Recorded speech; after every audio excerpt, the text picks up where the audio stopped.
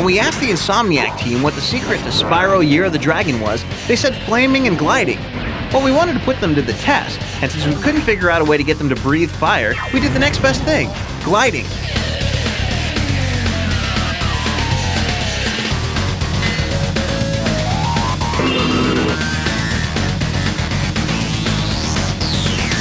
Do you play Spyro like how you flew today?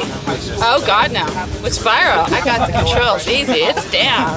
With that thing, no.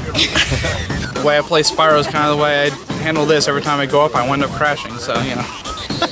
Yeah, you know, when you're looking at it from the other side of the TV, it looks so easy, but I think I'm about to find out that it's a little bit more exciting.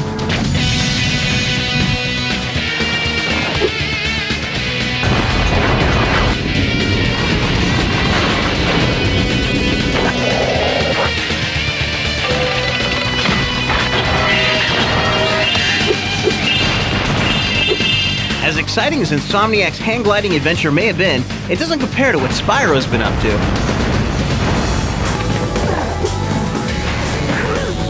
In Year of the Dragon, Spyro has returned from Avalar where he beat Ripto.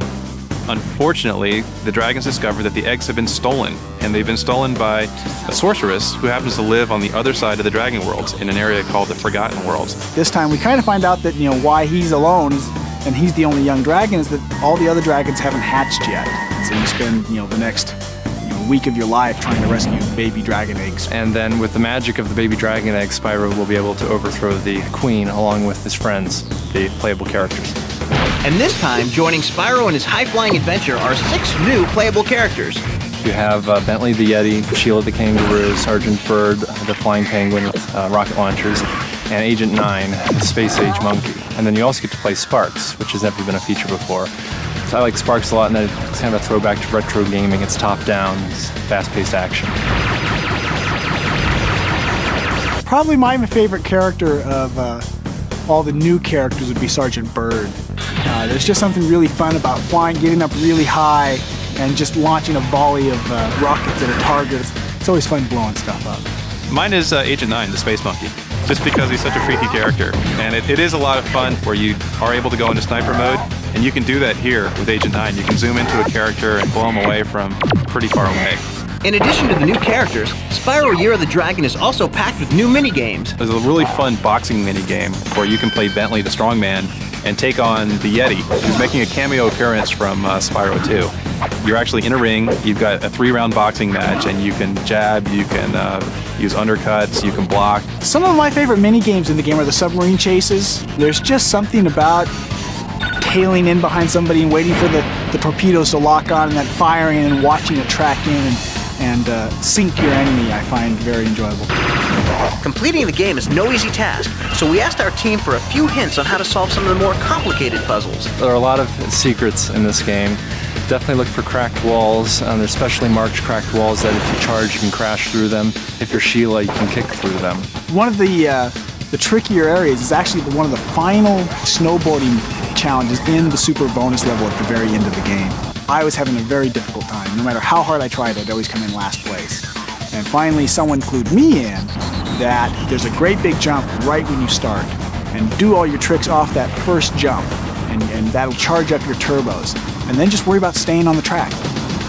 The variety of gameplay in Spyro Year of the Dragon is mind-boggling, so we wondered if the team had any favorite levels.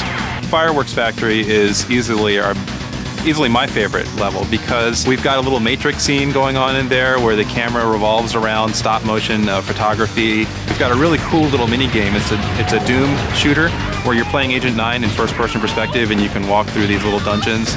It's just a great, big, varied level. I have a couple of favorite levels in the game. The one of them would be Enchanted Towers.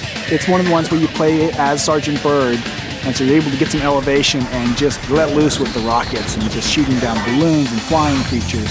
So I found that pushing the artistic envelope, pushing the engine, and allowing us to do something really gorgeous. It would definitely be hard to top Year of the Dragon, but we wanted to know if there would be a 4th Spyro game from the Insomniac team. Spyro was originally intended as a trilogy, and it was our goal to make the final chapter the most exciting. And I think we've really done that. I'd say that hang gliding was a really appropriate way to end because, for me, it was really exciting. I think that reflects what we were trying to do with Spyro. With each Spyro, we tried to make it more exciting for the players. Certainly, hang gliding has opened my eyes to what it's like to risk life and limb and do something that I would never normally do on my own. So I think there's kind of a good parallel there. Really, it makes me stop and think, well, what can we do in the next game that we end up going out someplace really cool and doing something fun? Well, if you don't have anything in mind, may we suggest a game that takes place in Hawaii?